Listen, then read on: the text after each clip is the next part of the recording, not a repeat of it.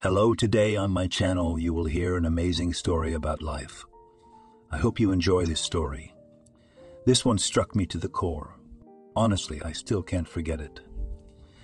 Enjoy watching. Pronounced these words in front of the whole class, and longer than that, the unbelievable happened. Naomi was always standing by the fence. She looked at the street where handsome uncles and aunts walked and dreamed that someday she would walk down the sidewalk in a beautiful dress and high heels. And even better, if she was not alone, but with her husband. And ideally, if he would be rich and provide her with everything.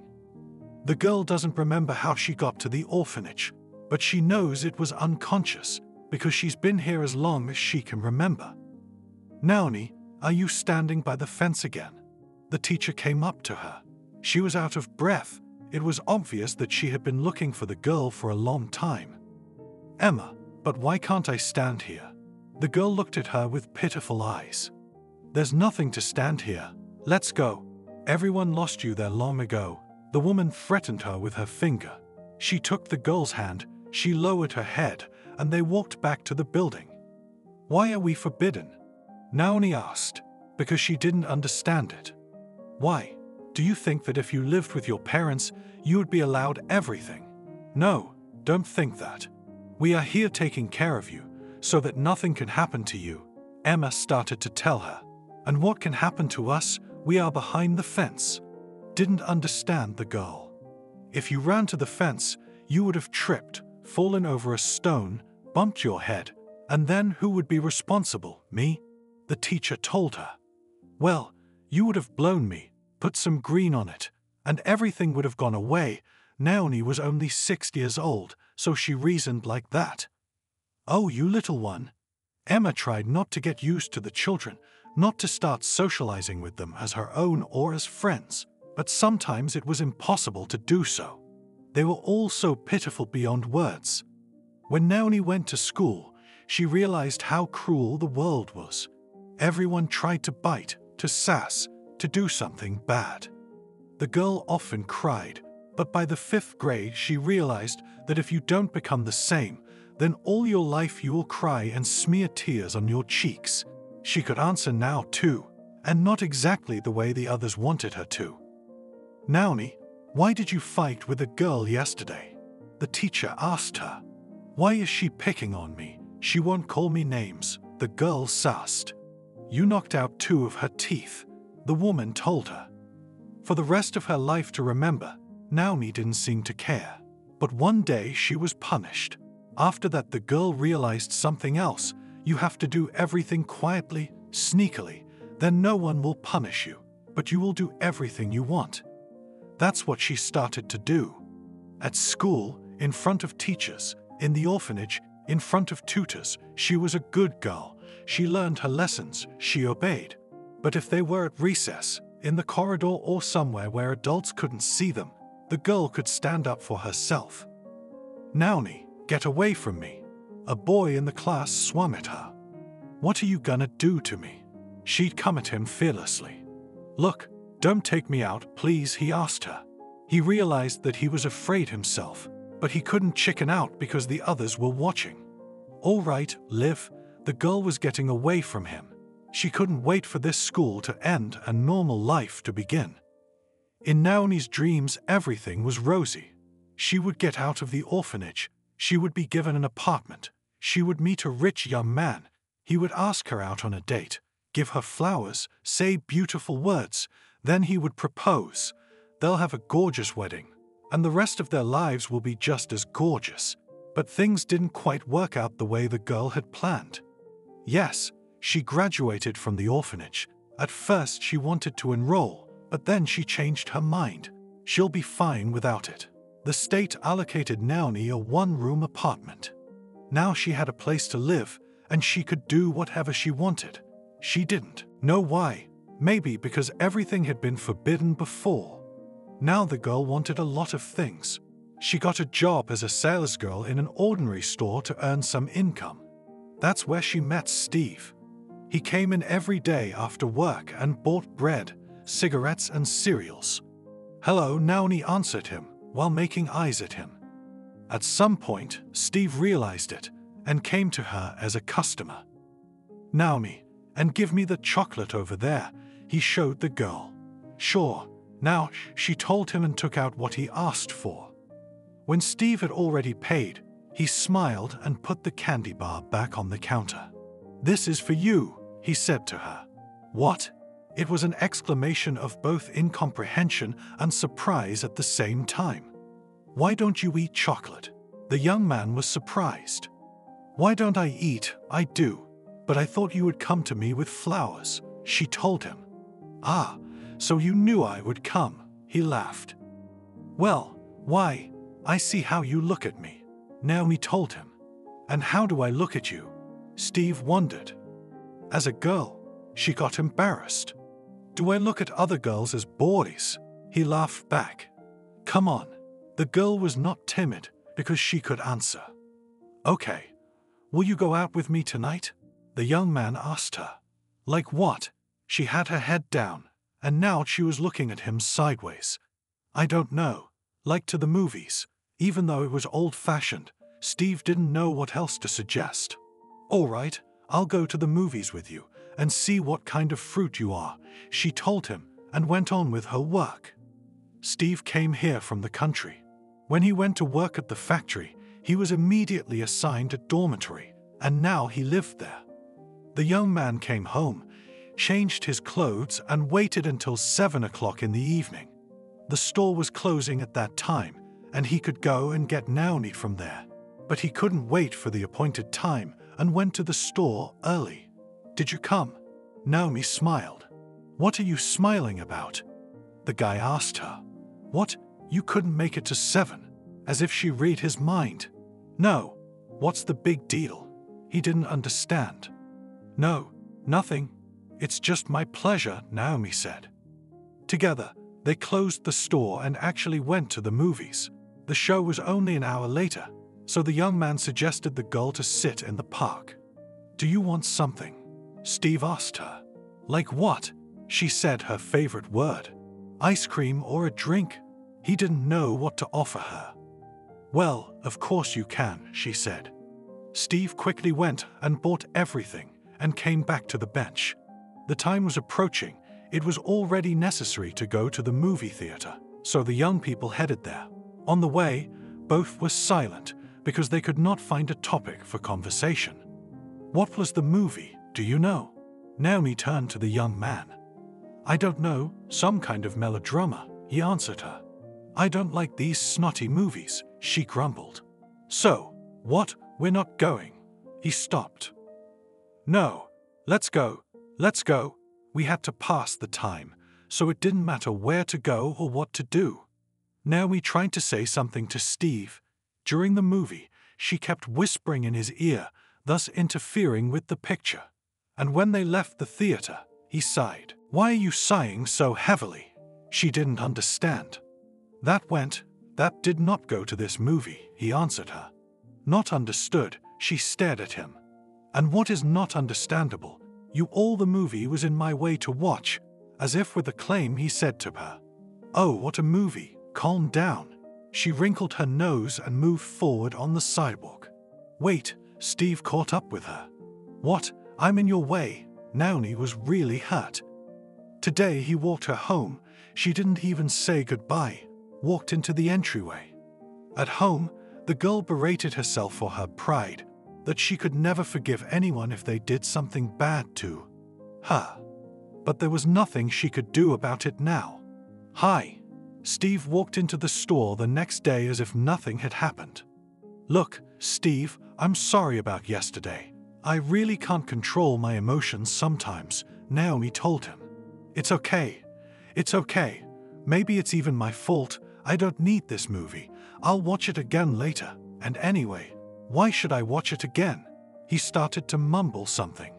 "Come visit me tonight," Naomi told him. "Okay," he replied, feeling himself getting anxious, but he didn't understand why. In the evening, the guy came to visit the girl. They sat, talked about something, drank tea. Everything was fine. From that moment, the young people began to meet. Steve went to the store to pick her up. They went to her house, cooked something together, talked. Month after month went by like that. "Naomi, marry me." 6 months later, Steve said to her, "And I will." She made big eyes and looked at him. Then they both laughed. What did I say that was so funny? The young man didn't understand why they were both laughing. "No, nothing. You just asked as if I would disagree," she answered him. "I feel really good with you." Steve hugged her. For some reason, neither of them thought that there were no words of love in their pairing. They just felt good with each other. But at that moment, neither she nor he cared. They liked to be around each other. They kind of supported each other. "Why don't we celebrate the wedding in the village?" Steve suggested it. "Ugh, I do not want in the village. Who will see me there?" grumbled the girl. "And here who will see you? But there is no need to rent any restaurant, no canteen. We'll set the tables right on the street, invite all the neighbors. You know how much fun it'll be," he told her. "What street?" She was surprised. "Do you mind?" He didn't understand her questions. "It's March. What kind of street is there? Everyone will freeze to death." Naomi laughed. "What are you, dummy? If we apply now, we'll get a date in a month. And there, look, it's May and summer ahead." Steve laughed. "Ah, well, then you can," realized that he meant Naomi. After that, the young people did apply. They were scheduled for May 20th. "I don't want to get married in May," she looked at Steve. "Why not?" He didn't understand. "Don't you know the omen that if you marry in May, you'll suffer all your life?" she told him. "Oh, it's all superstition." He waved his hand. "And I said I don't want to marry in May." The girl stomped her foot. "Well, when do you want?" He looked at the woman who took their application. "Let's do it in June," she suggested. "Okay, let's see. If there are places for June, then I'll sign you up in June," said the woman calmly. And indeed, there was a free date, so they were scheduled for June. "Well, are you happy now?" They came out of the registry office. Steve asked her. "Yes," she smiled and kissed him. Now I had to warn Steve's mother that they would be arriving at the end of May, and they would be getting everything ready for the wedding. "What if she doesn't like me?" said the bride-to-be. "Come on, you know what my mum's policy is. Whoever her son chooses, she'll love," he told her. "You sure she will?" The girl doubted it very much. "No need to doubt, everything will be fine," the young man told her. And already at the weekend they drove to the village where the young man was born and grew up. "Where have you been so long?" A woman was waiting for them at the gate. "Mom, what are you doing?" Steve was surprised. He had never seen his mother behave like that. "Yes, I'm kidding. Hello? I wanted your bride to not immediately relax," laughed the woman. "Good afternoon," looked Naomi at her and thought they must be friends. "Come in. I have everything ready," called them into the house by their mother. All was well. They told the woman what they had come up with. She listened, nodding her head, agreeing with almost everything. "Will you stay?" The woman looked at her son and future daughter-in-law. "I guess you're like," Steve asked Naomi. "I don't mind," she shrugged. "Then we'll have a little meet and greet tonight." The woman smiled and headed out of the house. "So, how do you like my mom?" the young man asked the girl. "I don't know, fine, I think." She walked over to the window and watched Steve's mother chopping wood. "What's in there?" he asked. "Maybe you can help." The girl turned to him. Now, why she did not say anything when he went outside. In the evening, as promised, Naomi invited neighbors with whom the family was close. A fire was built outside. After that, Steve stacked bricks there so that he could put skewers and grill a kebab. Even though it was chilly, everyone was talking and having fun here. No one wanted to go home. "Well, Steve, will you invite me to the wedding?" A neighbor came up to him. "You what, of course, because we will celebrate here," the guy told him cheerfully. "Great, you won't regret it," he promised him. Steve could see how Naomi liked it here. She had never had any relatives, and now she was surrounded by people who treated her well. They had to leave back to the city in the morning, but they promised everyone that they would definitely come back again. "Next weekend we'll come here again," Naomi said. "Did you like it?" Steve asked her. "If I didn't like it, do you think I would want to come here again?" She smiled. "Okay, I hear you." He put his hand on her shoulder. Now they worked during the week. At the weekend they went to the village. There they discussed the upcoming celebration planning. Everything was going well. Time flew by very quickly.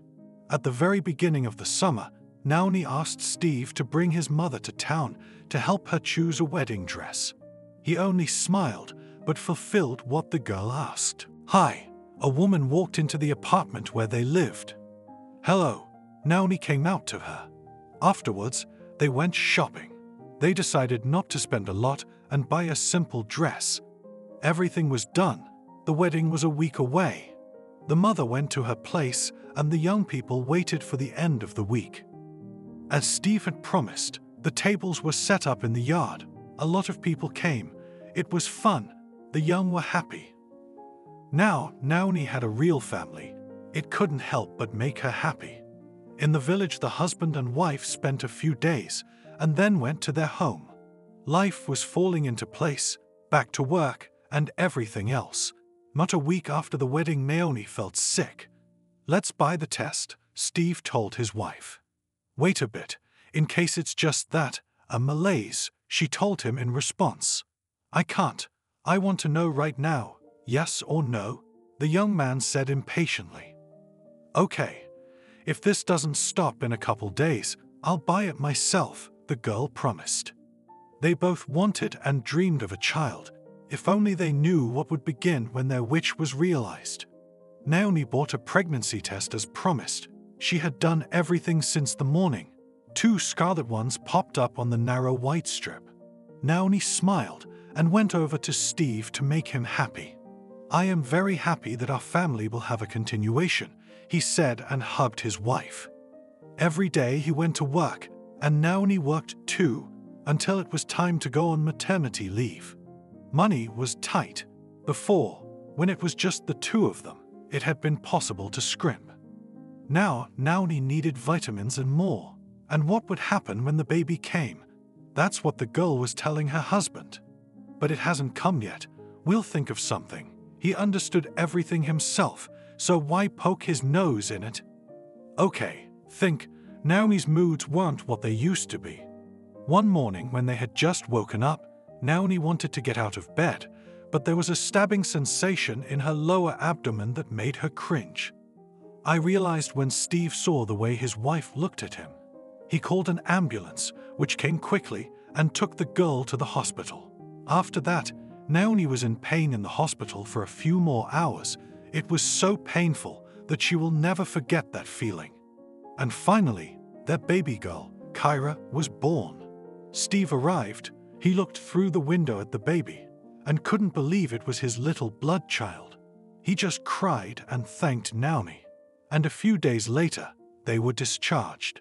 "Sit with her. I'm tired," my wife said, and she went and lay down on the sofa. "And I just got home from work." He looked at her incomprehensibly. "So, what? It's your baby too?" Naomi closed her eyes. "Okay." Steve didn't realize what his wife was doing at home. Dinner wasn't ready. The baby wasn't changed. He kept quiet, did everything. Almost all the time Steve was with Kara. He got up to her at night, rocked her, lulled her to sleep. Naomi was not in the mood all the time. And when the girl switched to artificial feeding, a mother stopped getting up at night. "We should buy formula," Naomi told her husband in the morning as he was getting ready for work. "I know," he said. Steve was struggling to stay on his feet. When his boss saw this, he called him in.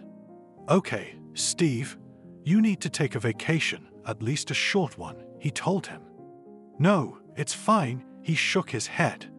"I can see you're wrung out like a rag. You need to rest," the man insisted. "And who will make the money?" Looked the young man in the eyes of the boss.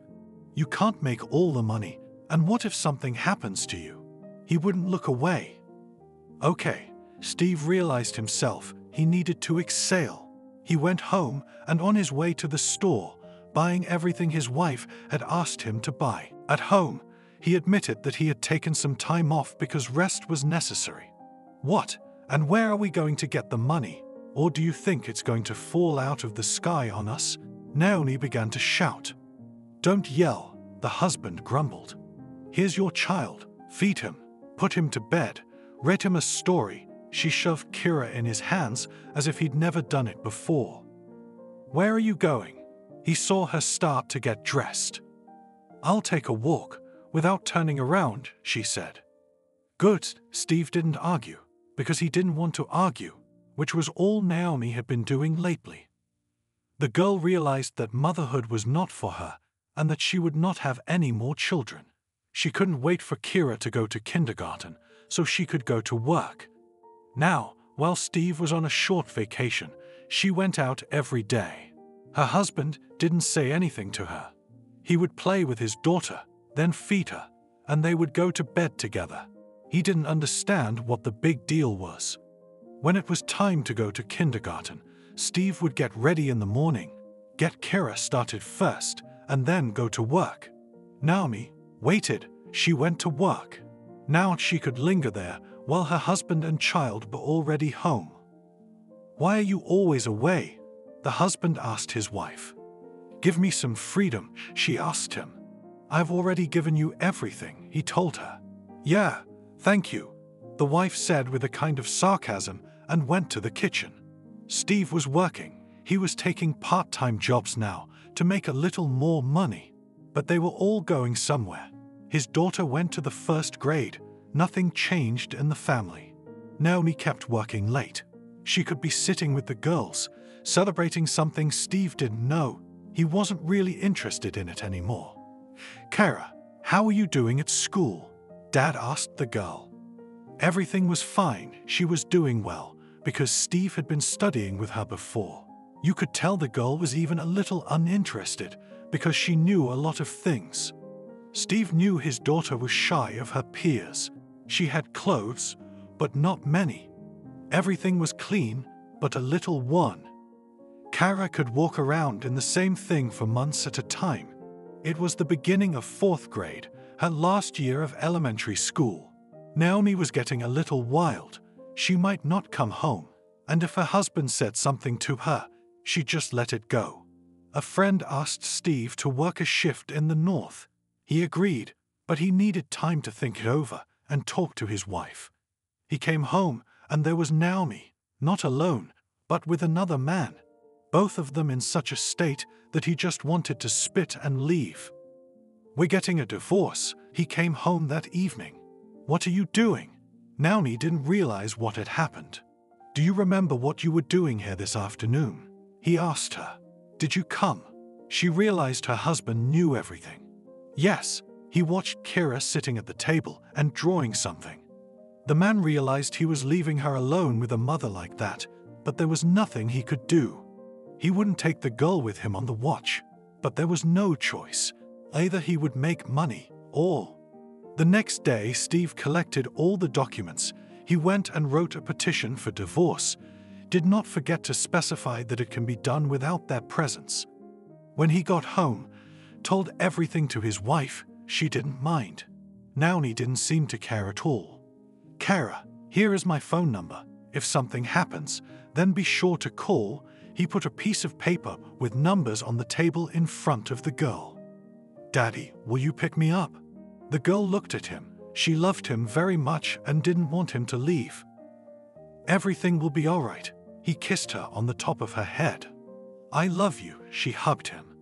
A few days later, Steve left. He knew he wasn't doing the right thing, but he had no other choice. When he had worked his first shift, he was offered a permanent job and was offered to stay here. Steve thought about it for a long time, but in the end he decided to stay. Mom, I'm hungry, Kara approached Naomi. Go away, the woman waved her away. She was sitting in the kitchen, a bottle in front of her. Nothing was holding her back now that her husband was gone. When summer passed and Kara had to go to the ruler, she just couldn't find anything clean. The girl chose a less clean blouse and a dark skirt, braided. As she stood at the lineup, she saw that many students from her class just stepped away from her. "Kyra, what's wrong?" A friend they'd been friends with for a long time came up to her. "Nothing." She couldn't tell anyone what was going on with her. "Why are you like that?" She kept up with her. That's it. The girl didn't want to talk to anyone. They came to class. Their class teacher was a young girl who had recently graduated from the institute. They got to know each other, and she let them go home. Kira wanted to study, and she was good at it, but not everyone supported it. The girl would come home, her mother would come home from work. Now there were other people coming home with her, mostly men. Kira would open the refrigerator, but there was nothing there. She would take bread, and sometimes she would eat nothing at all besides that. The girl tried to do laundry, but she wasn't very good at it. There used to be a washing machine in the house, but now it was gone. That day she came to school. By this time no one was talking to Kira, and she didn't want to talk to anyone. They came to the lesson, which was just being taught by the class teacher. "So, who learned the poem?" She looked in the magazine. There was silence in the class.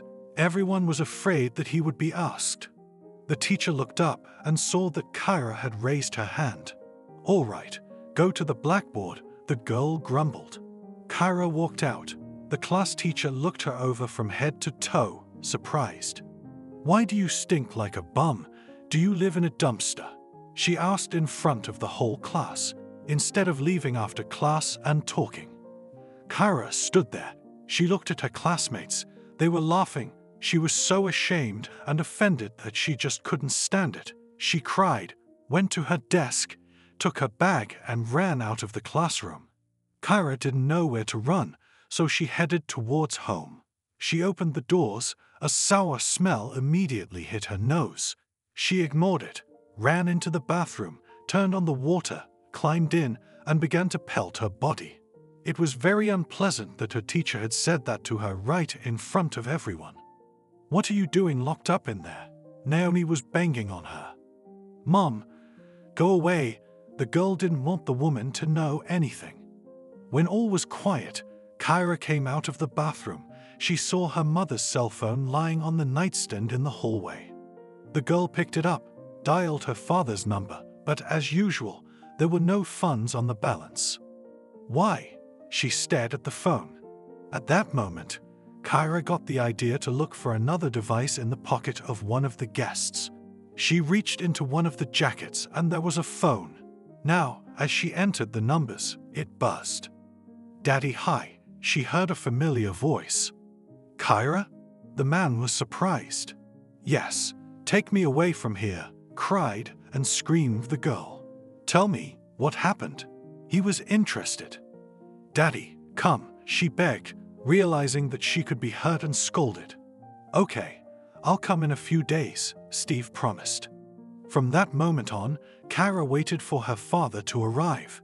She left the house every morning with her mom, but she didn't go to school. The girl didn't want to go home either.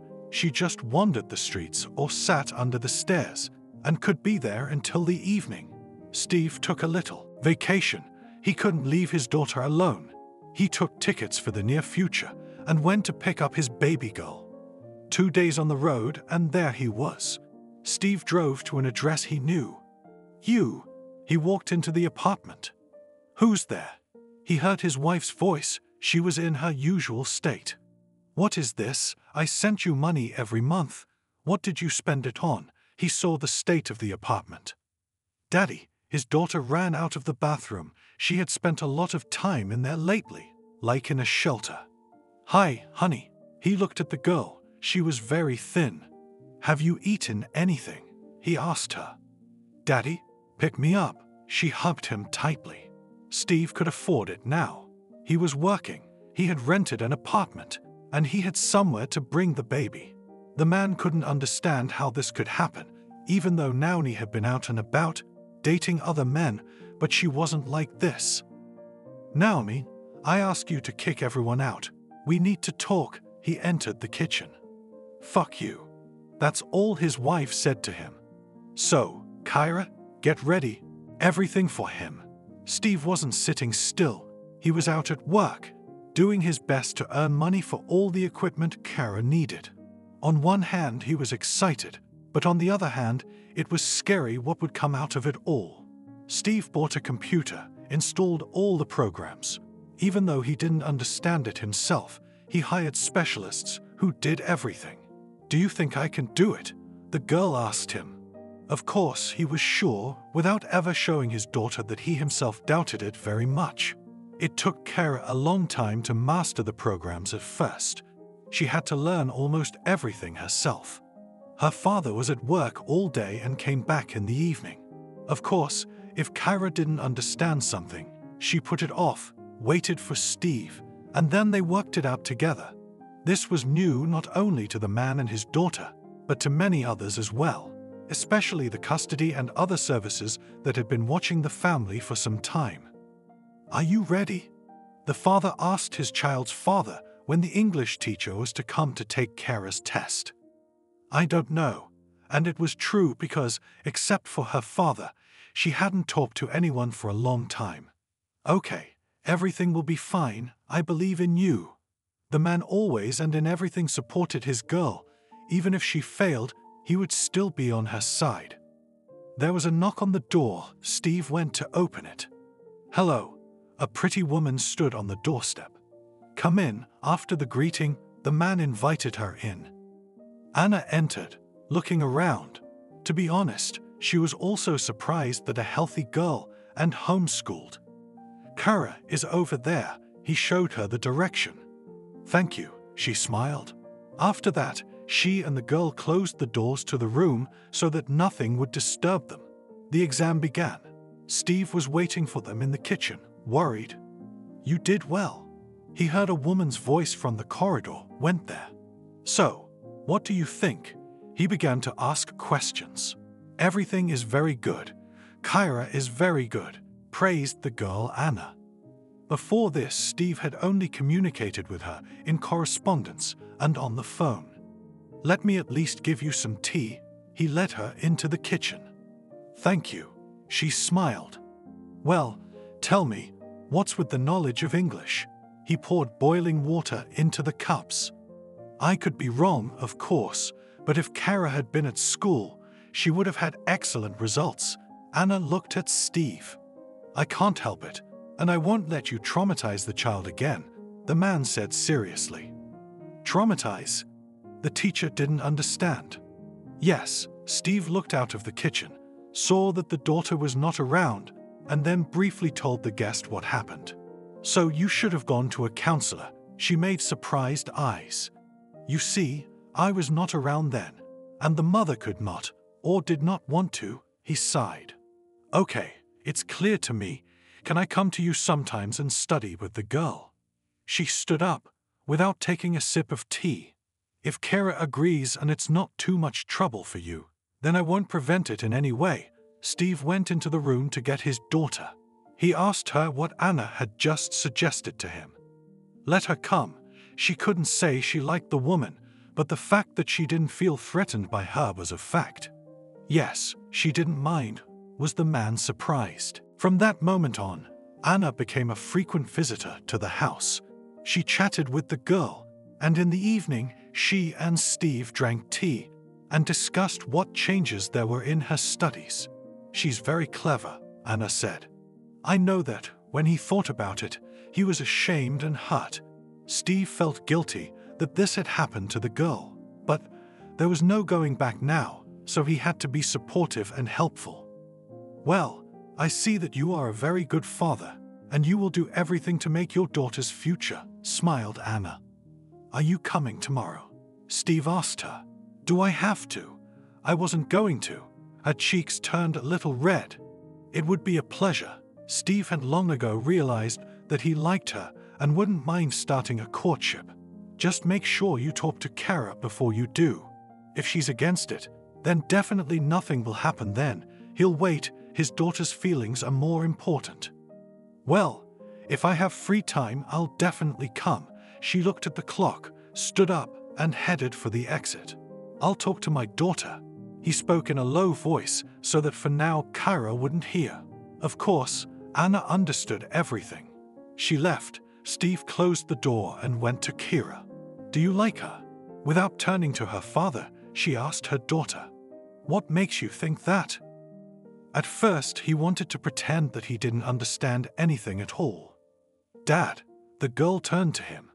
Okay, well, sorry, I'm not Iron." He spread his hands and sat down next to Kira. "If you're worried I'll mind, I don't." She walked over to him. "Thank you." Her father nodded his head. "Just don't let her pick on me. She'll never be a mother to me." Kyra wasn't looking at her dad now. Of course, Steve shook his head. At this point he remembered about Naomi. Could you do that to your child? It had been so long, and she still hadn't called once. The next day was business as usual. In the morning Steve went to work. Kyra stayed home. She woke up and immediately sat down at the computer, reading, doing, writing. Dad came home in the evening. He was carrying big bags. "What did you buy there?" His daughter came out to him. "If Anna comes today, we'll make a feast." He put a cake on the table, different kinds of tea, as well as other products. "And if she doesn't come?" Kara looked into his eyes. "Then the party will be just you and me." Steve looked at his daughter again. He wanted her to forget that period of her life when something happened to her that made her a recluse and a sociopath. And for that to happen, he needed to show her that it wasn't that bad. After 7:00 p.m., the man didn't count on anything.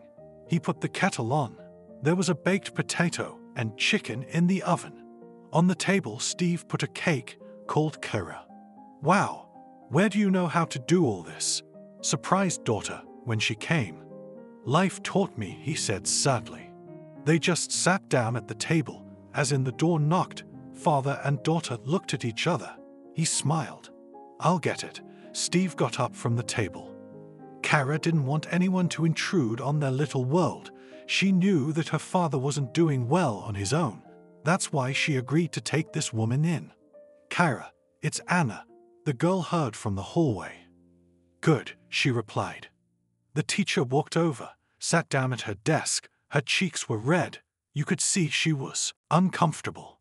Wow, just like Kira was surprised by the guest. "Enough already. One or the other. It's just potatoes and chicken." Steve began to arrange the food on plates.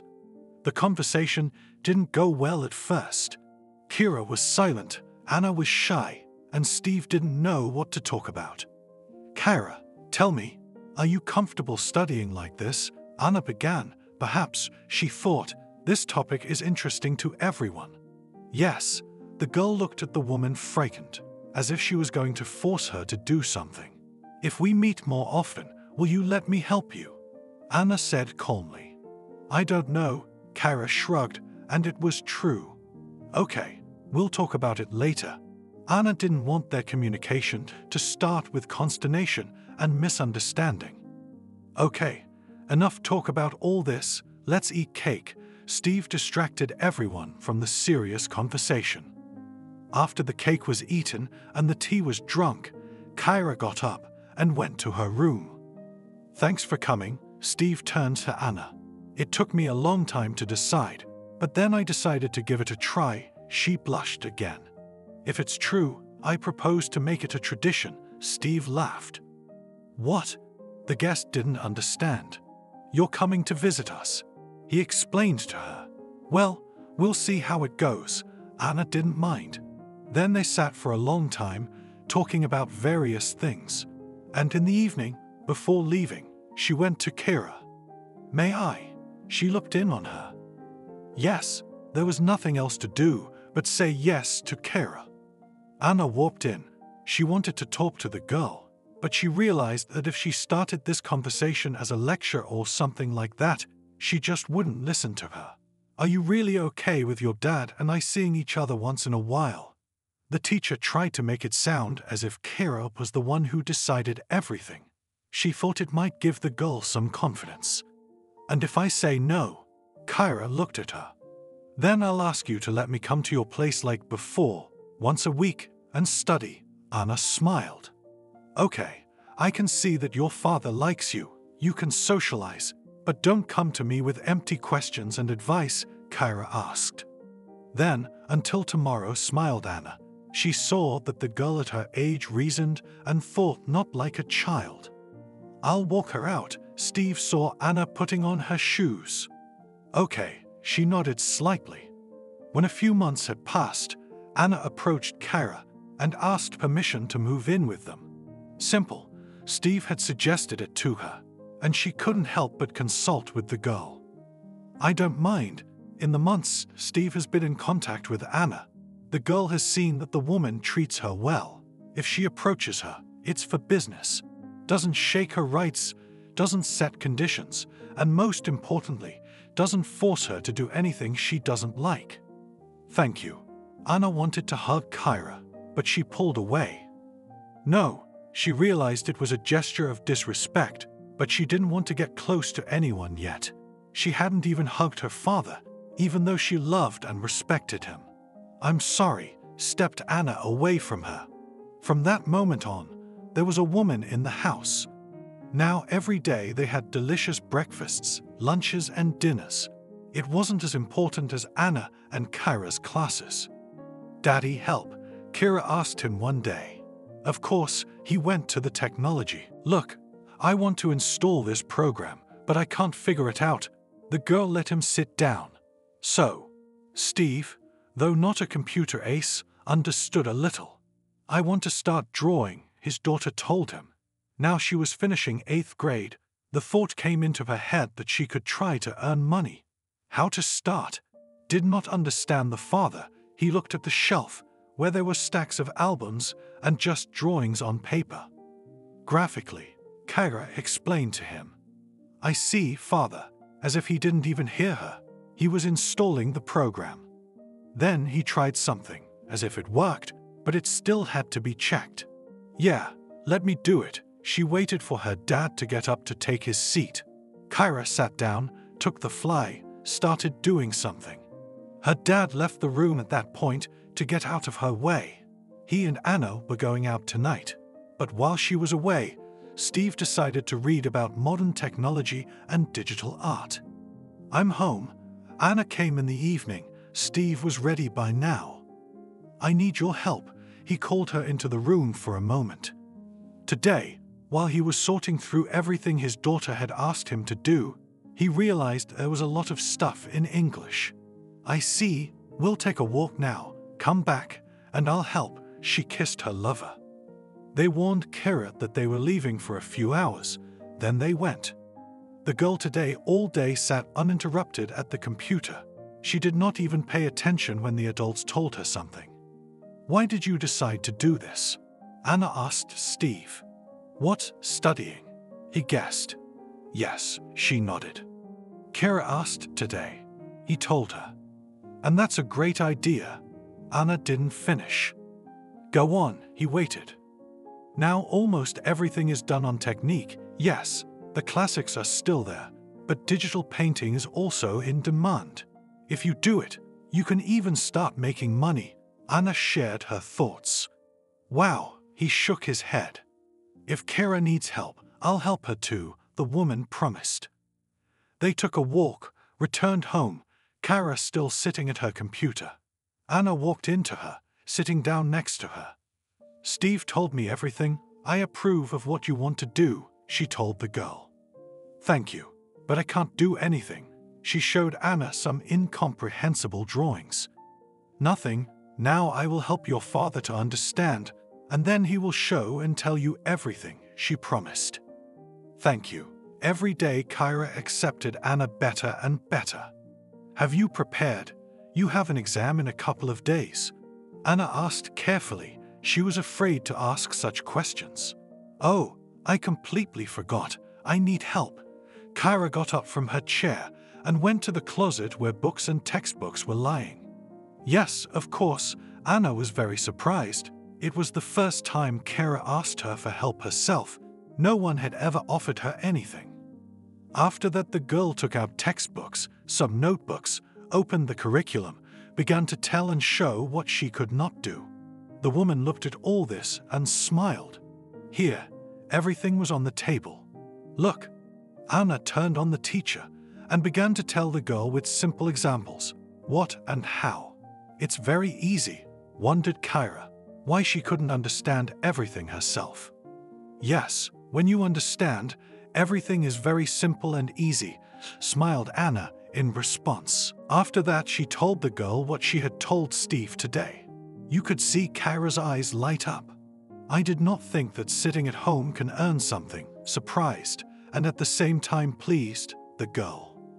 Believe me, if a person is purposeful and wants something, he will definitely succeed, said Anna. When she left the girl's room, Steve was waiting for her in the room. What were you doing there so long? He asked at once. Nothing, looking, taking it apart. Anna shrugged. She sat down next to him. Did you get it? He smiled and showed Anna what he was reading at that moment. I think so. She began to read. What do you think? He waited for Anna's response. Look, to get serious about this, one computer won't be enough. She looked up at him. Okay, say what you need, I'll buy everything. He was ready right now to take a sheet of paper and start writing. No, I'll get a handle on the subject within a few days, and then I'll tell you everything. She laughed. That Steve was so fast. No one was doing anything anymore today. Kira continued to study. After Anna explained everything to her on her fingers, she passed the exam with a perfect score. The girl began to socialize with her more closely. Steve bought some modern equipment, adjusted it. Now Kira was better at drawing. At first, the girl was interested in some animated characters. She was very good at it. Kyra decided to show others her creativity. And let's buy a dog, then I'll just walk with it and breathe fresh air myself, said the girl. That's a great idea. Anna looked at Steve. Okay, then we'll go look for a dog right away, Steve agreed. Kyra agreed to that. She looked on the classified site to see who was selling the dog and where, told her dad, and they drove off. When they got home a couple hours later, Kyra had a best friend for the first time in her life. Have you thought of a name? Anna finished packing her bags. Yes, Rocky, nodded the girl. Great, smiled the one who now lived with them and became another close person for the girl. The next day, Steve and Anna left for 10 days. Kira wasn't left alone, and when she realized she had to go outside with the dog, she was scared. She was afraid to go out there without her parents. The girl went down to the first floor. Let Rocky go, he barked loudly. And when he had done all his business, Kyra called him back home. She realized that she herself had offered to buy a dog, but now it was becoming a big problem for her. It was comfortable at home. Kyra continued with her activities. Drawings were being bought well. Many people were just leaving good comments, which couldn't have been more gratifying. Why don't I write something back? The girl asked herself. She opened the comments and began to reply to those who admired her work. The girl got so carried away that she did not notice how she began to write simply, already on a separate sheet. It turned out to be like a post-history, how it all started. Hello, she saw the private message. Good evening, she replied. The avatar had some kind of animal on it, so the girl didn't realize who was writing to her. I liked your writing so much, the person wrote. Thank you. Kyra smiled. She was very pleased. Maybe you could try writing something else, was the next message. I don't know. She realized that no one could see her, but she shrugged anyway. They talked some more. In the middle of talking, they met. The young guy's name was Sam. He was in high school, and he was always on the internet. And that evening, Kyra wrote her first paper. Of course, she didn't post it anywhere. She only showed it to Sam. You have talent. Don't bury it, Sam advised her. Oh, you say that too. She was embarrassed, even though they were on opposite sides of the monitors. Kyra herself doesn't know if Sam inspired her to do it, or if she wanted to do it herself, but the girl started not only drawing, but also writing. It was mostly fiction. Now it turned out that first the girl would make a drawing. and then she would come up with a text for it. She continued to communicate with the guy. It was pleasant for her. But when he asked where she lived and suggested we meet, she was scared of it. "You know, let's do it some other time," she texted then. "Okay, I won't rush you," he replied. Kara took Rocky outside. She was still afraid to go out. Then she figured out a way to make sure no one was in the yard. Kara started going out, either very early and then very late. She continued to write. She enjoyed it. You could even say it sucked her in. When her father and Anna came back, she called her dad into the room. "What are you two whispering about?" A woman came in. "Look," Steve looked admiringly at the sheets he had in his hands. "What are these?" Anna saw that they were Kyra's drawings, but what it said, she didn't understand. Read. When Kara saw the woman start to read, she felt a little uneasy. Anna started reading, stepped back, and sat down in a chair. She didn't just run through the letters, she read to get the gist of it. "Kyra," Anna exclaimed afterward. "Bad." She stared and waited for a grade. "Come on, unusual, but..." The woman stopped talking. What was interesting to the girl? "It's beautiful." Could not find other words, Anna. After that she left the room where she was. She did not return for a long time. Steve and Kara were sitting. She was telling how she met Sam. "And you know how I went out with Rocky?" She told him what she had come up with. "I didn't think of that for some reason." He shook his head. "It's okay, it's fine," the girl smiled. At that moment, Anna entered the room. Her eyes were glowing with happiness. "What's wrong with you?" Steve stood up and walked over to her. "Kara, I made a deal. They are ready to buy what you write from you," she said excitedly. "What? Who's buying?" The girl didn't understand. "I have acquaintances who need just such texts, and if they will also be with pictures, it is only a plus," waved her hands. "I don't even know." Kyra shifted her gaze to her father. "What's not to know? Just like the ones with pictures," Steve told her. "Well," Anna waited. "Well, we can try," Kyra agreed. "Do you have something now?" Anna asked. "Yes." Kiera opened the folder. "Great, they are ready to take everything." Anna was happy, as if she was selling something of her own. Kyra sent all her art to the address they gave her. They promised to pay for it if she liked it. But the girl was in no hurry. It was important to her what the strangers had to say. She was a little afraid, because if they said it was bad, there's no telling what would happen. "Are you worried?" Her father came into her room. "What's there to worry about if I can't have any influence now?" she answered him. When her father left the room, Kyra decided to text Sam. "Hi," she sent, and waited for a while. "Sorry, I was in the bathroom," he replied when he came back. "Listen, I got everything I've been writing and drawing today." She realized she was bragging, but she couldn't help but share. "I congratulate you." He put a congratulatory smiley at the end.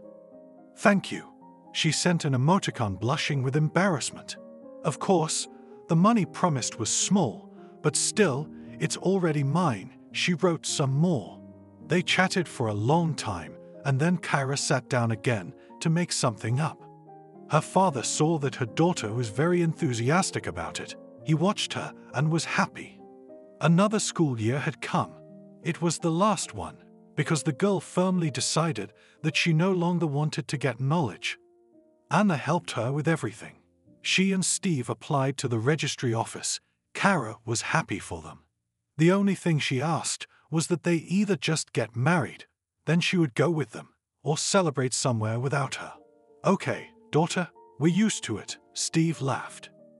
"I love you." The girl was smiling a lot lately. It couldn't help but please her parents. When it was necessary to prepare for exams, Anna was always there. She helped in everything, prompted. If the first time her work was bought for very little money, then now she received a decent amount. Now she had more than one customer. Everyone liked the girl's work. "Kara, you're doing so well. Maybe you'll write a book."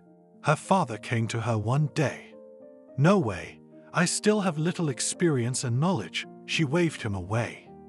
"Why, when I'm going to read, I read," he told her. "Well, you don't compare yourself to everyone else," his daughter told him. In the evening, she texted Sam about it. She found it funny that she was already signed up to be a writer. School was behind her. She had passed all the exams. She had to go for her certificate. Anna accompanied her. For this, Kyra was very grateful to her. Now nothing distracted the girl from her work. She spent almost all her time at the computer. It was the same as before, but now she was also earning money. "Kyra, hi," Sam texted her one day. "Hello," she liked talking to him. "How are you?" he asked and waited for her to answer him. "I'm fine, why do you ask?" She was curious. "I don't know, I want to meet you so much, I can't even tell you how," Sam wrote. "I don't know, but I can't say yes yet," she denied him again. "Too bad, there's a sad smiley face at the end. I'm sorry, but it's like this." She couldn't open up to him because she was afraid he'd think she was crazy. "Did something happen to you?" It's like he heard her thoughts. "I can't tell you yet." She didn't write anything else. "Would you like me to tell you about me?" the young man asked. Yes, she never asked him because she thought that if he wanted to, he would tell her himself. "I was born in a normal family. There was a mom and dad." He began to write, and it turned out that he wrote his story for almost 2 pages. When little Sam went to school, he was very excited about it. Mom and dad next to him, and a first grader with a huge bouquet of flowers. Then he started studying, and he was good at it. "Hey, Malik," the girls teased him because he was very small. "You're so small," he almost cried. After that, he'd go home. It was very hurtful, but he couldn't complain to anyone because they would just make fun of him. All through elementary school, the kid never grew up. He stood at the end of the row in gym class, always the last one. When he had to do something, he couldn't because he wasn't strong enough or couldn't reach. "Sam, get the apple," the girls laughed at him at the 5th grade line. He'd come home. "Mommy, tell me why I'm so small," he asked the woman. "Well, what can I do? It happens," she told him not to pay attention to these taunts. And when he was alone after that, he cried. And when he was in the 7th grade, he fell in love. He saw a girl, and he liked her right away. Sam couldn't think of anything else but her. He started writing poems, started a small notebook where he drew hearts, addressed to her, and wrote. "What have you got there?" the girls would ask him, wanting to tease him. Nothing.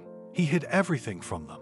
But one day, when he was in the cafeteria, they took out of his backpack that very notebook and began to recite poems aloud. The whole class laughed, holding their bellies. "Why are you doing that?" Then the girl who was the subject of all that poetry asked. When Sam returned to class, everyone told him he was a poet from God. He realized someone had been going through his backpack. When he got home, he went up to his mom. "I'm never going to that school again," he said. "What are you doing?" The woman looked at him. "Nothing." He lowered his head and went to the other room. But the parents didn't understand how this could be. They did not even listen to their son, sent him to the next day to the educational institution, and that was it. And on the weekend, the same girl came to seek him. "Hi, don't pay attention to them. Let's go to the disco together today," she said to the guy. He was going all day, and in the evening, when he was waiting for her near the building of the House of Culture, he thought that he had not bought flowers for nothing. He could have asked his mom for money, she would have given it to him. Christina came then. She was 2 heads taller than the guy. She came over, smiled. "Hi," he said quietly. "Did you really think she'd go with you?" At that moment the girls, Christina's friends, started coming out of the bushes. "What?" He looked at her. "Ha ha ha," she laughed. "How could you think I would look at you?" He then cried right there in front of everyone. Since then, I couldn't wait for the whole learning process to be over, so I could get out of there and never come back and see them all again, he finished and wrote to Kira about it. Wow. Kyra realized that her friend had opened up to her, even though it was not such a fun story and even shameful in some places, especially for Sam. I've been at home ever since. I've been studying remotely, and now I'm helping people, he said. Kyra smiled. She realized that their stories were very similar, and how could she have met him on the internet? Okay, I'll tell you. She answered him and started to tell her story. You see, what a good father you have. Supported you at this moment, said the guy, when he read all that Kyra wrote. Yes, and I am very grateful to him for it. She put a crying emoticon at the end. Don't be sad. Write your phone number and I'll call you, Sam asked her. Kyra sat staring at the monitor for a long time. She thought about whether to do it or not. Then, she thought that the number could always be changed, so she wrote the numbers. It wasn't a minute after that when her phone vibrated. Hello, she heard as she pressed the button. Hello again, hello. She heard how gentle his voice was. How are you doing? He didn't know what to talk about. He just wanted to hear from her. Better and better, she laughed, because they had already asked each other all this at the beginning of the correspondence. Got it. That's it. I have your number. You have mine. Call me. He disconnected. Okay, already, Kyra said simply. She was pleased to communicate with him, and she did not hide it, but to meet, thought it was too early for that. Why are you so quiet? Her father looked in quietly. Nothing. I'm writing, she replied. Good. Anna wants to talk to you, he said. Let her come, was not against the girl. The woman entered the room. Today, she had a long time to tune in, thinking how Kyra would take what she wanted to say to her. But she had made up her mind, and now she asked Steve to prepare the ground. Kyra, you listen to me first, and then you will speak for or against, Anna said quickly. I'm listening, nodded the girl. I was thinking that maybe you should go somewhere else, Anna asked her. I don't know, to be honest. I don't feel like it. Kyra made a face that made it clear that Anna had started this conversation early. You just think about it, and if you do, I'll help you with everything, the woman said. In fact, Kyra had already thought about it, but she could not choose where to go. There weren't many professions where they taught remotely. Okay, she promised her stepmother, and she immediately left her room. The girl continued to work. She was writing everything, making things up, in parallel communicating with Sam. Hi. At first she was shy to call him, but now she did it just for fun. Hello, darling, he was telling her. The guy was very happy about these calls, because it was possible to talk to the girl without hiding anything. Although they had never met, but intuitively realized that they were very suitable for each other. Don't you think it was fate that brought us together? He often told her. Yes, I used to, she admitted. Kyra, why don't we get together? He'd start begging her again. Look, I don't know.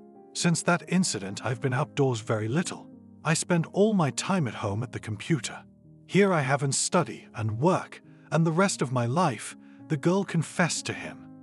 What are you telling me? I have exactly the same, he laughed in response. Well, and then how do we meet with you? If both of us do not leave the house. It was incomprehensible to her. Well, you come to me to visit. He offered her a way out of the situation. No, you what? She was silent. Okay, let me come to visit you then. He had another version of events. Okay, give me time to get used to the idea and maybe I'll invite you, she finally agreed. Okay, I won't rush you. After that they chatted about Carrie's drawings, about her texts. When she talked to the young man, he often gave her some advice or ideas. It was becoming a habit now. Every morning and every evening Kyra called him. They talked for 2 or 3 hours, but did not give up correspondence. There was also almost everything about work. Anna, can I talk to you? Kyra called the woman. Sure, why do you ask? Come and talk. She didn't understand why she had to ask permission. Listen, some time ago I met a young man on social networks. Kira began to tell her. Wow, Anna was surprised. Yes, I'm shocked myself, but it's not about that now. Kira smiled back at her.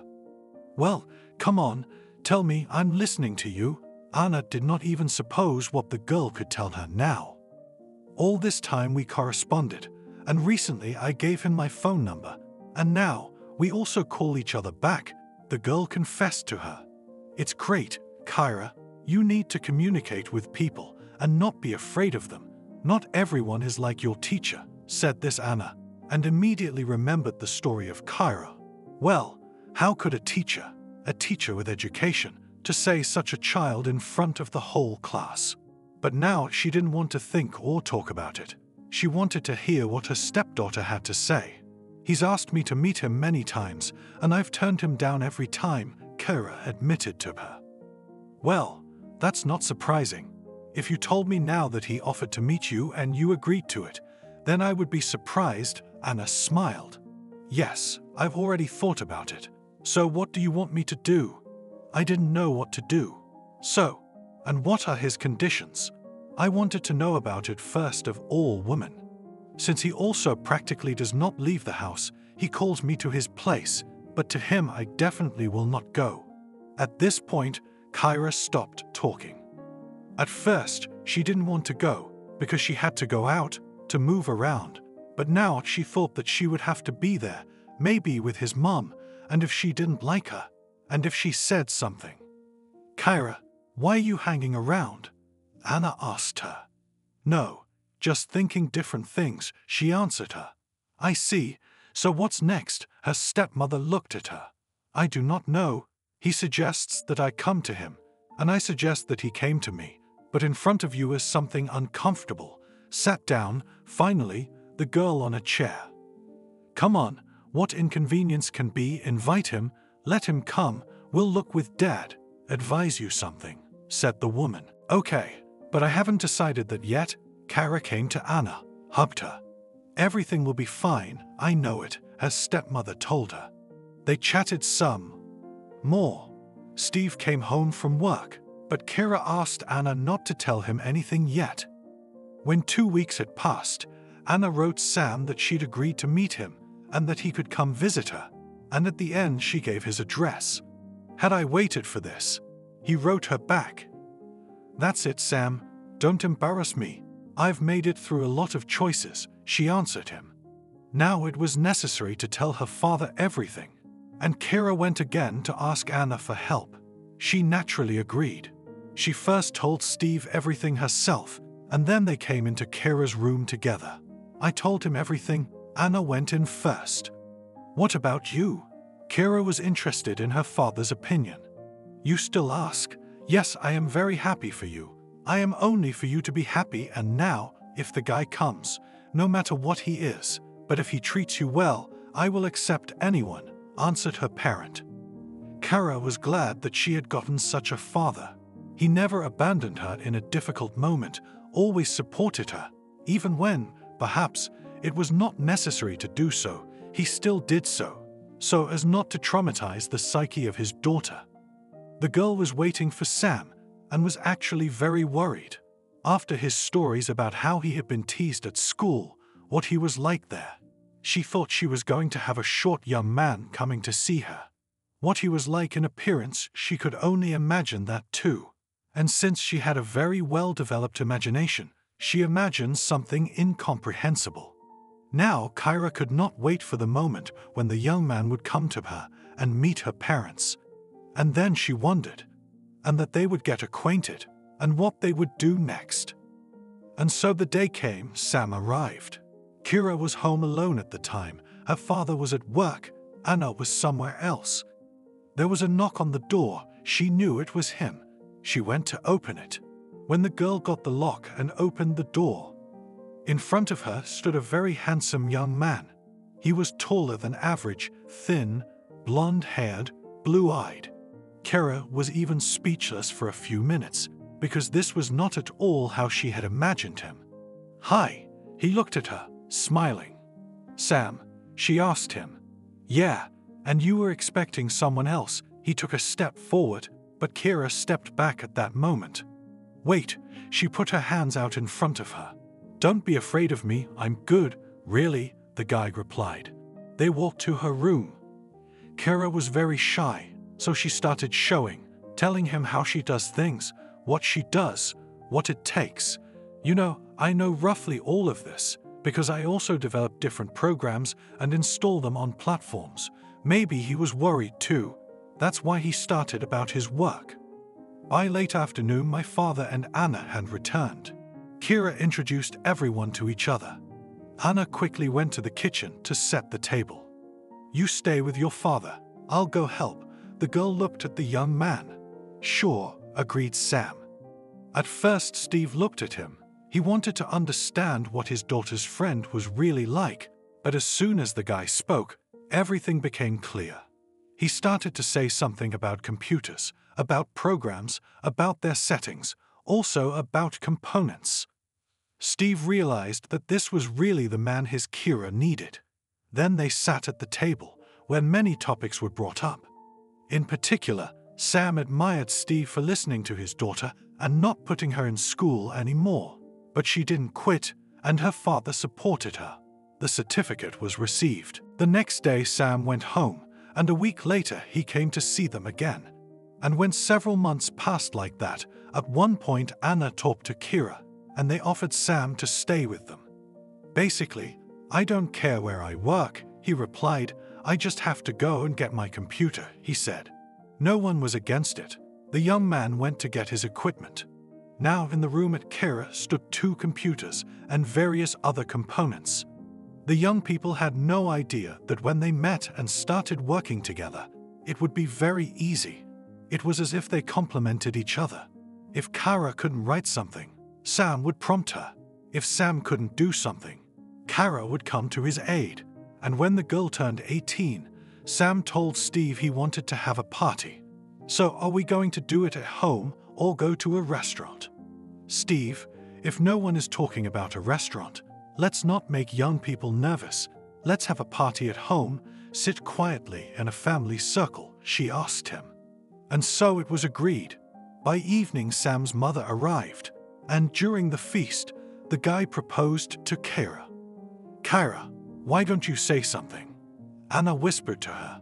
I don't even know. The girl had tears in her eyes. What is there not to know? Look how well you're doing. You just have the perfect tandem where you come to each other's rescue, Steve told her. Yes, it's true what they say, that happiness will find you even on the stove, said the mother of the future groom. So what's it gonna be? Sam was waiting for an answer. Okay, I agree. The girl blushed from head to toe. Now Steve was ready to die, but to make for his daughter such a wedding, which she would never forget. Does it have to be crowded? She'd seen the guest list Anna was putting together. Well, be patient, dear. Relatives and friends should be happy for you, she asked her. I don't think it's a good idea to have a wedding like this, with so many guests, Kira said, and looked at Sam. We can't do what our parents don't want us to do, he answered her. And yours, you'd think they wouldn't. Anna looked at him as she prepared various jars, boxes, ribbons, and other things. The bride and groom applied to the registry office, and the guest list was already there. Now Steve needed to have a serious talk with his daughter. Sam, can you leave us alone? He asked the boy to leave the room. Sure, he agreed. Kara, this is a very serious topic. Are you going to invite your mother? He asked his daughter seriously. No, she immediately nodded without thinking about that answer. Are you sure about this? You will not blame me later, that it was me who forbade you to do so. Dad, calm down. Kira came up and hugged him. Then everything is settled. The wedding will be near our house, in a small restaurant, he informed his daughter. Yes, in a small restaurant. Have you seen how many guests are invited? Kara laughed. She was resigned to the fact that she would have to be in front of so many people. But Sam had promised to hold her hand, and now no one would be able to tell her anything. The wedding went great. Kira practically never got up from her seat. She was with Sam the whole time, and the guests had been warned not to get very close to the bride, to congratulate from a distance. "Well, you see how well you did," Steve told her later. And then with Sam they came home. They started working. They were paid good wages. "Shouldn't we be looking for an apartment?" she asked Sam. "If you want, we can do it," he didn't mind. The husband and wife worked hard, and although they stayed at home, they had a very good income. Now, of course, they could not afford an apartment, but it was not difficult for them to get a mortgage. When Kira shared it with her father, he only approved and added that he could help them if things didn't work out. "I think we'll make it work," his daughter told him then. "I know that." The father smiled, alluding to what they had all endured, what the girl had gone through, and what she was doing now. The account had enough saved up, and now the young people were deciding what to do first, whether to go on vacation or to buy something. By the way, her husband had talked her into a vacation too. They could afford a lot of things, but they didn't need a lot of things. Also, Kyra was very afraid of getting pregnant. She thought the children were not for her, and every time she and Sam had anything, she used protection. Now that they lived in their own apartment, they had a car, they could go anywhere at any time. Worked from home, had a lot of free time too. "I never thought I'd work from home," Kira often told Sam. "Yes, all people are stereotypical. They think they have to sit somewhere in an office or be in a factory. And when someone asks you where you work, you have to answer. And if you say that at home, many people may not understand you." He supported his beloved in everything. Once Steve called his daughter and said that she needed to come to him urgently, or he would do it himself. There was time, so Kira agreed to do it. "Sam, Dad's calling to come over, so if I'm not home tonight, you can go over there right away," she called him. "Okay, I hear you, never forbid anything," and he didn't ask her. Kira went. She didn't even think about what her parent might say to her now. She walked into the apartment. Anna was bustling around in the kitchen. She poured tea into mugs, put some treats on the table. The woman was always ready to receive guests. "Hi." Kira entered the kitchen. Rocky was fidgeting under her feet because he missed his mistress very much. "Oh, Kyra, how glad I am that you came," she hugged her. They all sat down together at the table, drank tea, talked, shared their impressions and emotions. "So, what did you want to ask me or say?" Kara looked at her father. "I do not know how you will take this information, and in general, what you will do. But I have to tell you this." He sighed deeply, lowered his head. "Well, talk. I'm listening." Did not understand the girl. What could have happened that her father cannot tell her about it? "Naomi, your mother, she's dead," he said, placing emphasis on each word. "Well, with her lifestyle, I shouldn't even be surprised," Kyra snorted, and continued eating as if nothing had happened. "You're not going to the funeral?" My father asked another question. "Do I have to?" She looked up at him. "I sent some money for the arrangements, and I think it would be worth it if you went." "Forgive her. It will make you feel better," Anna advised her. "Okay, I'll talk to Sam, and maybe we can go there together," Kyra promised. Then she turned the conversation around, telling her what she was working on now, what she was working on. Her parents were very proud of her. "Why didn't you come to see your father?" Kira asked Sam when she got home. "I don't know, I just didn't feel like it. It's family time, it's all good, isn't it?" He came over to her and gave her a hug. "Everything, but not everything." Kara smiled at him. "Tell me about it." The young man became curious. Kyra told him the whole conversation with her father. "Do you think we should go or not?" she asked him. "I think it is necessary to go. After all, she gave birth to you." And Anna said, "Right, you need to ask her for forgiveness and forgive her. Then it will really be easier on the soul." Her husband held her by the waist, not letting her go after she entered the apartment. "Well then, get ready, we'll leave tomorrow morning," she told him. When they arrived the next day in the town where Kyra had been born and lived for several years, they went straight to the place where Naomi was to be taken from. I haven't been here in so many years, but I don't think anything has changed. They drove through the town, Kyra looking out the window. What do you think? Are they going to tear down the buildings, put up new ones or something? Sam grinned. He thought back to the city where he'd lived. They arrived at some kind of barracks. Kyra was surprised that they'd lived in a normal apartment before, but she didn't care about that now. The woman was lying in a coffin. It was obvious that she was heavily macued. It must have looked very bad. No one recognized Kyra because, according to her assumptions, all friends, acquaintances and friends were new to her mother. She had no relatives, so no one knew the girl.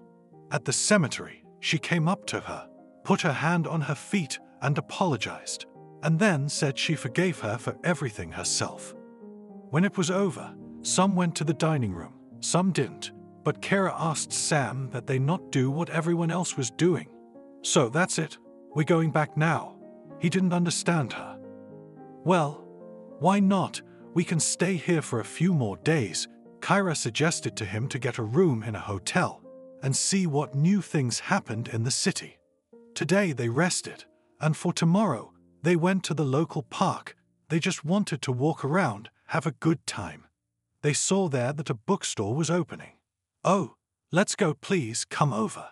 Kyra asked her husband. Of course we will, we're just having a vacation, he said as they got closer. It was interesting to see what and how things were going on there. Kyra saw many new books that she wanted to buy immediately to read later.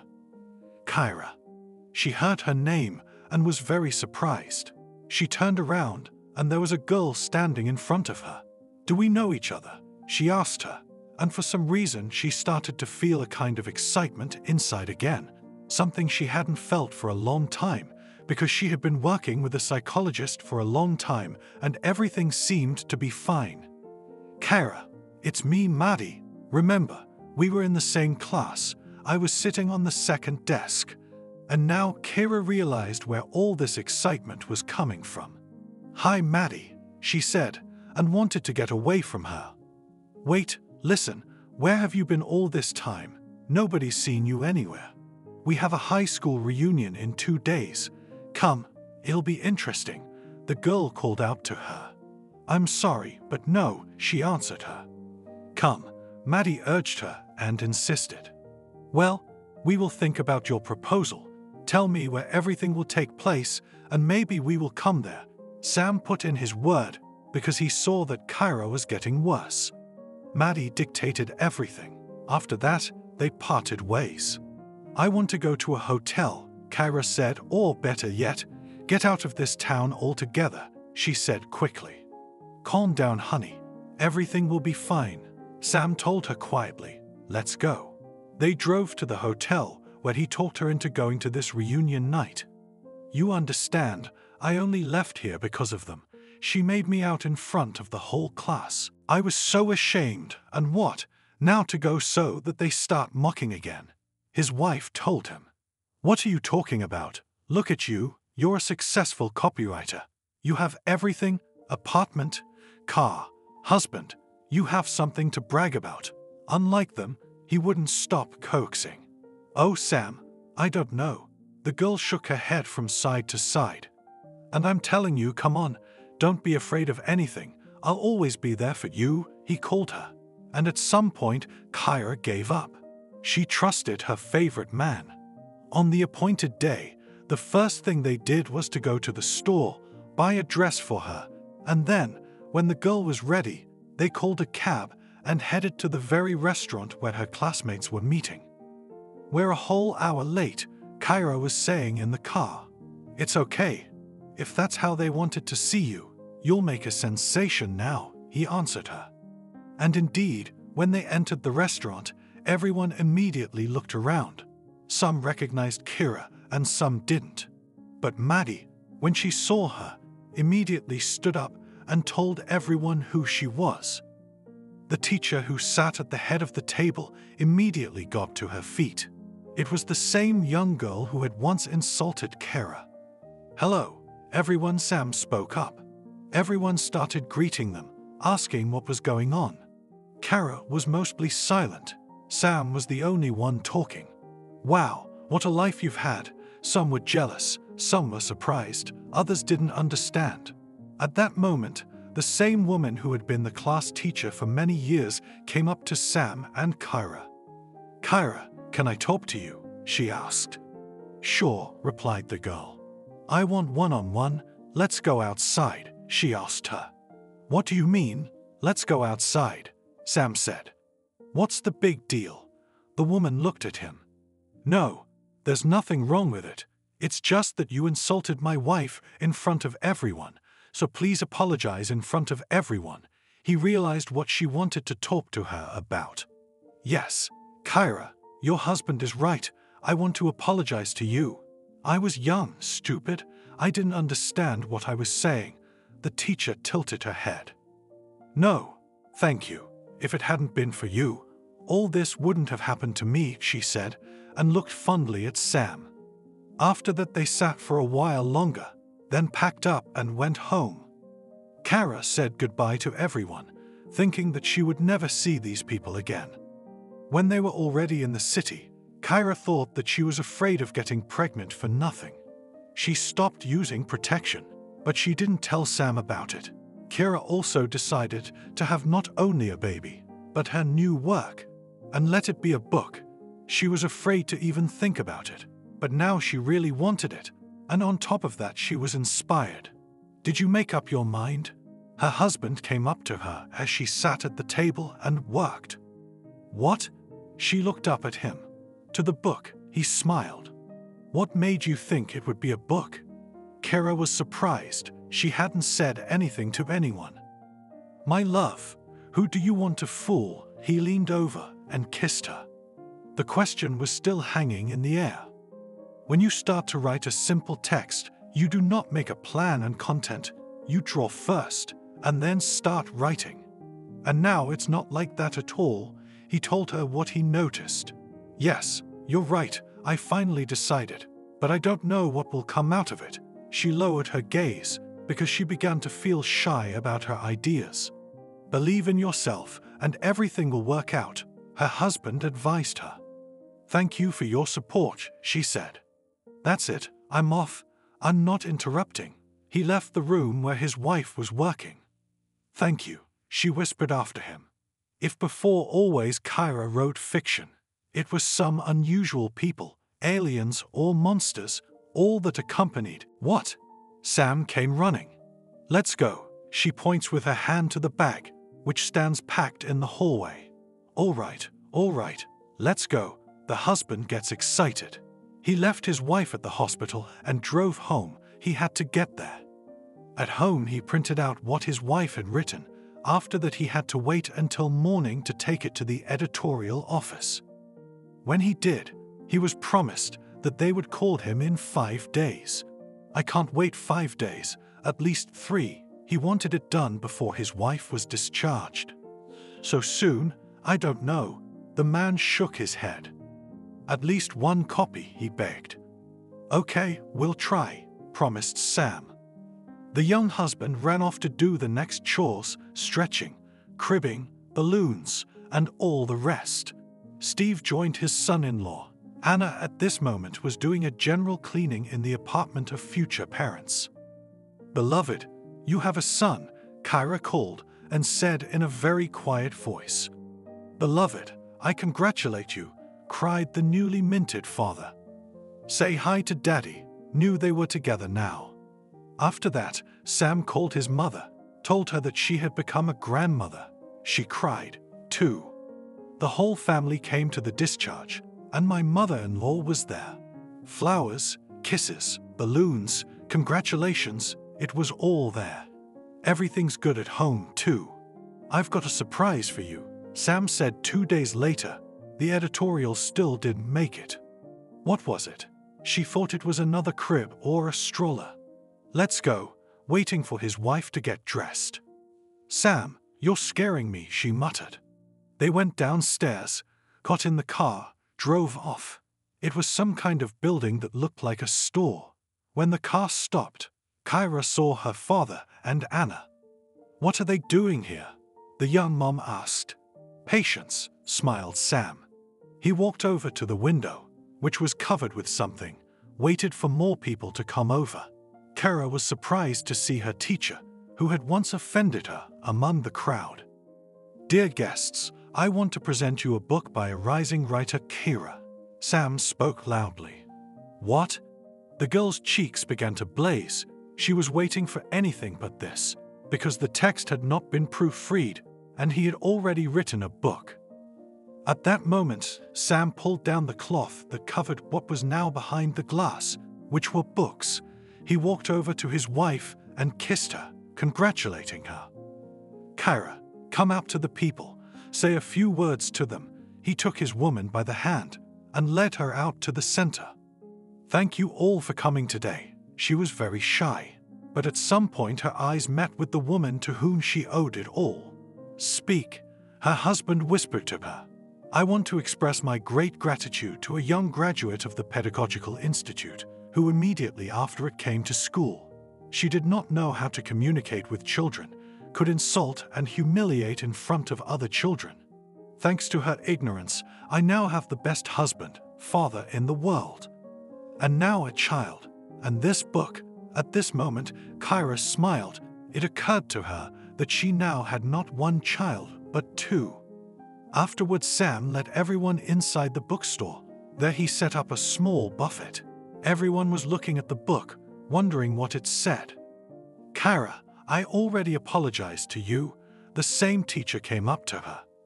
Why did you come? I forgave you, but I don't want to communicate, Kara said and went away from her. I want to read your book because I'm curious about my impact, she almost shouted. Buy it at the register. Without looking back, Kara told her. Now the girl realized she could do anything. She looked at the people, thought she wasn't afraid of them anymore. Thank you for watching this video to the end.